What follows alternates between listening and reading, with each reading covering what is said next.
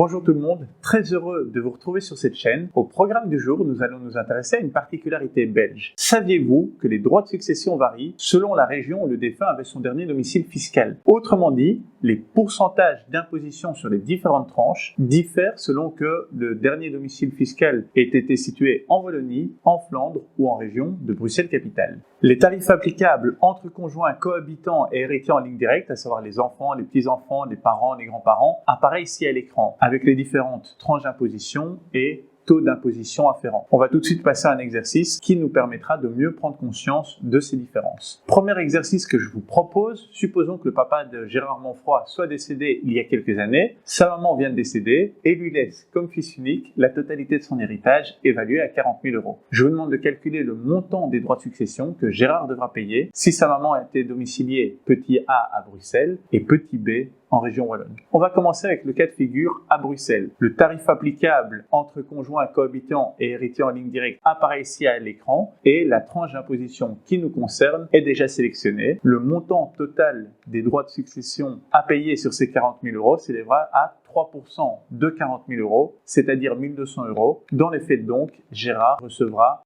40 000 moins 1 200 € de droits de succession, à savoir 38 800 €. Supposons maintenant que sa maman n'était non pas domiciliée à Bruxelles, mais bien en région wallonne. Dans ce cas, le tarif applicable entre conjoints, cohabitants et héritiers en ligne directe apparaît à l'écran. La tranche d'imposition qui nous intéresse a déjà été sélectionnée et elle sera imposée à hauteur de 5%. Le montant total des impôts dus sur cette dernière tranche est relativement simple à calculer puisqu'il suffit de faire la différence entre 40 000 € et 25 000 €, c'est-à-dire 15 000 € taxables à hauteur de 5%, c'est-à-dire 750 € de droits de succession qui seront ajoutés aux 875 € qui correspondent au montant total de l'impôt dû sur les tranches précédentes, soit un total de droits de succession qui s'élève à 1 625 €. Dans les faits, Gérard recevra donc 40 000 € moins 1 625 € de droits de succession, c'est-à-dire 38 375 €. En résumé, si le montant de l'héritage est de 40 000 €, en région de Bruxelles-Capitale, les droits de succession à payer seraient de 1 200 €, ils seraient de 1 625 € en région wallonne et de 1 200 € en région flamande. Le montant effectivement reçu par Gérard serait donc de 38 800 € en région de Bruxelles-Capitale, 38 375 € en région wallonne et 38 800 € en région flamande. À nouveau, ces montants peuvent varier en raison de certaines exceptions et particularités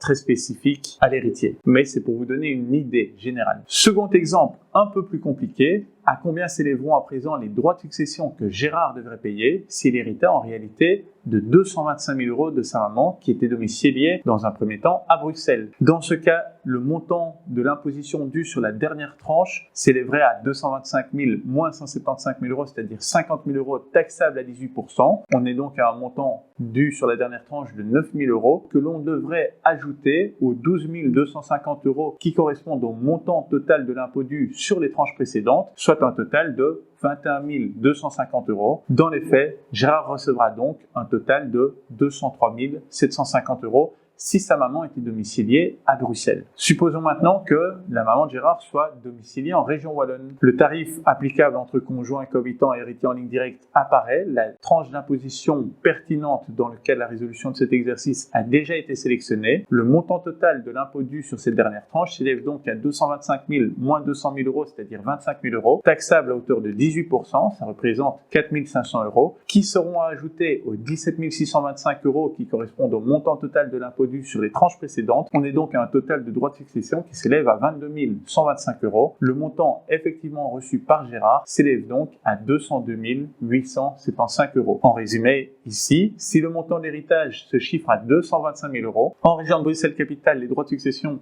à payer s'élèverait à environ 21 250 €. Il s'élèverait environ à 22 125 € en région wallonne et seulement à 17 250 € en région flamande. Cela signifie que le montant effectivement reçu par Gérard s'élèverait à environ 203 750 € en région de Bruxelles-Capitale, à environ 202 875 € en région wallonne et à environ 207 750 € en région flamande. C'est tout pour moi aujourd'hui. Au programme de la prochaine séquence, on va rapidement passer en revue les différentes exemptions et réductions qui existent sur les droits de succession. À tout de suite, bonne journée. Merci d'avoir regardé la vidéo. Si vous avez appris quelque chose, n'hésitez pas à mettre un like sur cette vidéo. Vous pouvez aussi vous abonner pour être informé de la publication de nouvelles capsules. N'hésitez pas non plus à me contacter si vous avez des questions ou des idées pour de nouvelles séquences. Allez, merci et à bientôt.